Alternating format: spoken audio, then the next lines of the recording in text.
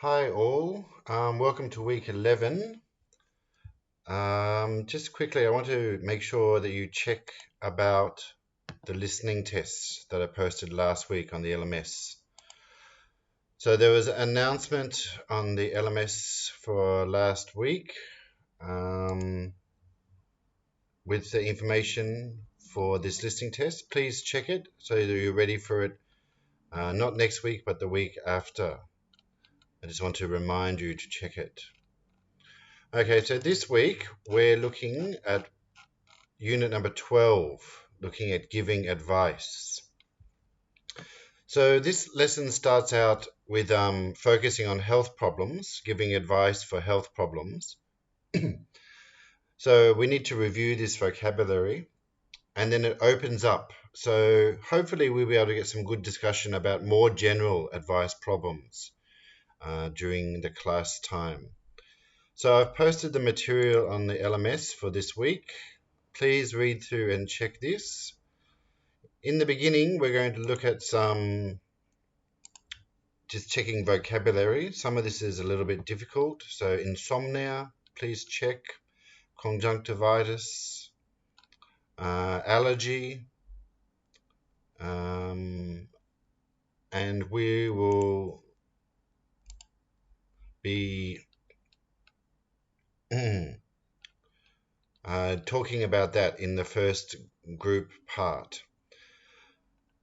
So the grammar focuses on modals for advice. So in English we use should, ought to, and had better. What should you do? Should is simply enough. So in the first part of class I'll get you to break up and talk about giving advice for these questions. So with your partner you'll be saying, I have a backache. What do you think I should do? What do you think I should do? You should put a heating pad on it.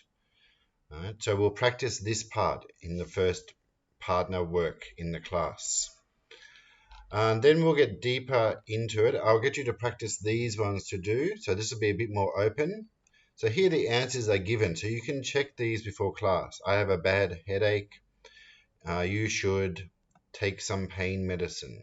I have a burn. You should put it under cold water.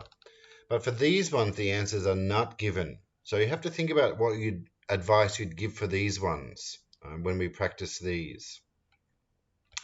Okay, I've included a bit of the language and grammar around opening it up into more general advice. Right? Shouldn't watch, affirmative and negative questions. You had better, you'd ought to. And this is the language point. So when it comes to the final exam, I'd like you to try to ask questions to your partner around these things. It doesn't have to be about health, but it could be about more general things.